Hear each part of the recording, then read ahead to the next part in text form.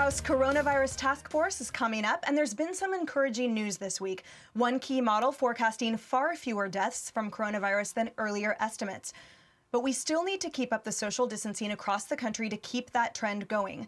The media is not making the situation any better with attacks like this on President Trump. Take a look.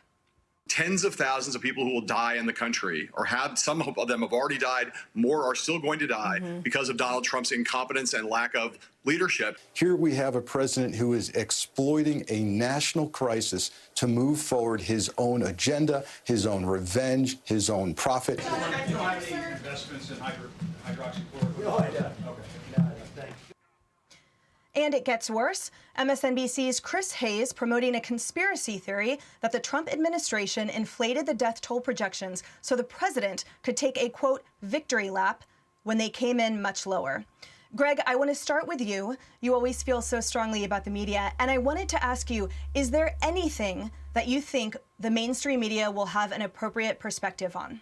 I think, I completely understand the politics.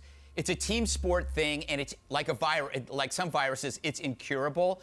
The only thing that bothers me is that the media is so clearly on one side. I would like to change that. It's never going to happen. Acosta asking about whether Trump had investments in hydroxy, that wasn't as if Trump would risk his reelection, his legacy for a couple of $100 in stock is just moronic. But what's even more moronic, it's not even Acosta original. He stole that from the hack buffet known as that dopey duo, Morning Joe. So I think we should start doing contact tracing on really dumb ideas in the media. Identify someone who's been near somebody who's been infected by a dumb idea and then try to trace it back. So, it starts at MSNBC and then the virus moves to CNN and then moves back to MSNBC. It keeps going around. And if we could stop it, we could prevent more infections. But last point. If this pandemic is far less than what we predicted, it's going to create a swirl of unprovable arguments. So we might as well just get used to it. We're going to have one side saying it was all social distancing, another one saying the fear was oversold, the projections were ridiculous. People will say that Trump saved lives by shutting down travel. Others will say, no, he put economy before people. These things are going to go on for the rest of your life. You don't want to get sucked into it because they're almost all unprovable.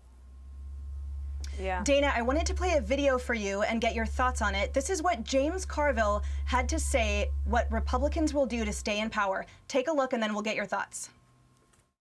What I do fear of is what you had in Wisconsin, where they try to muck with the election and stop people from voting. This thing in Wisconsin was one of the most awful things I've ever seen in my life. It'll just go you the extent that what they will go to hold on to power. And it was all about one Supreme Court seat in Wisconsin. They will kill people to stay in power, literally. So you wanted me to react to that. So, okay, the Wisconsin thing, I think that clearly there is a lot of criticism that could be thrown that way. I don't know, why they couldn't have worked it out. I know there is blame to be had on both sides, the Republicans in the legislature, the governor being a Democrat, slow to move. They couldn't work together. I do think the most ridiculous thing was you had the Speaker of the House or the leadership of the state legislature, a Republican, in full-on protective gear with a mask, doing an interview telling everybody in Wisconsin that it was perfectly safe to go outside and vote. That, I think, opened them up to a lot of criticism. And it's not too early to start thinking about what to do in the future. There are criticisms about mail-in voting, though you have a state like Utah, it's all mail-in. They don't seem to have any problem. Nobody questions it. We can have that debate. And this issue of voter suppression, the Democrats are going to talk about that a lot between now and November. And I think the Republicans have to have a much better answer as to how they're going to try to deal with it. So all of those things are happening. If I could say one thing about the question that Acosta posed to the president about the funding, it reminded me of, for 8 years, the media would go after Dick Cheney over and over again for investments in Halliburton. He had no investments in Halliburton when he was the vice president. He would not be able to benefit. And it didn't matter how many times you explained this to them in a very logical way. The media just didn't care. They just continued to try to pummel somebody. But I think if I could use a sports analogy, this one at $450, that's the investment. That's what you would call a swing and a miss. Jesse, ABC published a damaging report on President Trump's reaction to this, and then a military official refuted it, and they refused to issue a correction. Will we ever see some type of acknowledgement of the responsibility that they've had in shaping that narrative? Probably not. You didn't see it with Russia. I don't see why you wouldn't see it with this. I mean, if we had today's media during World War II, they would blame FDR for Pearl Harbor instead of the Japanese. They probably blame the House Republicans at the time, but you see my point. This is China's deal. China lied. The WHO botched this. The virus, Mother Earth is killing people, not the president.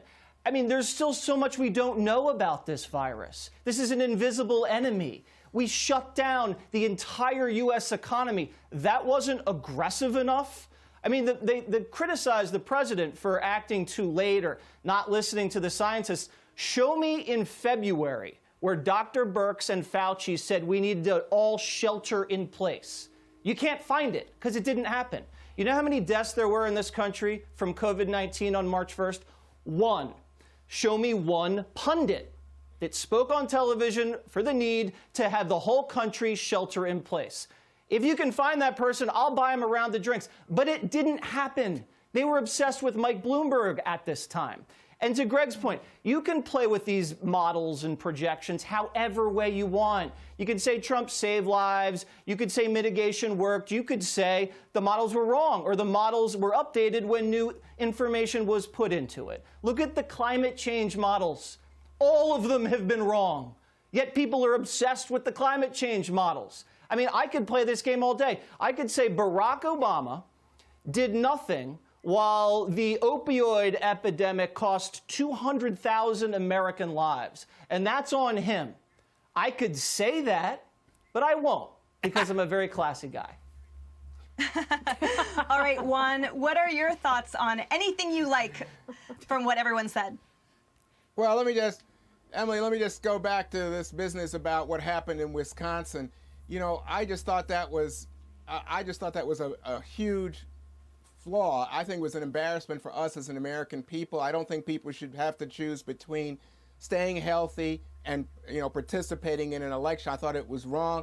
And, even when there were questions about mail-in voting to the president yesterday, the president said, oh, no, it's terrible. You could see a lot of fraud. And then people said, but Mr. President, you voted by mail in the last election in Florida. He said, yeah, that's true. I mean, to me, it's just, again, about voter suppression. So we'll come back to that topic. As to the media, well, I think a lot of what we're hearing there, to me, I would put it in the category, Emily, of not helping us to move forward, not helping us to progress and get out of this situation. This thing is so serious.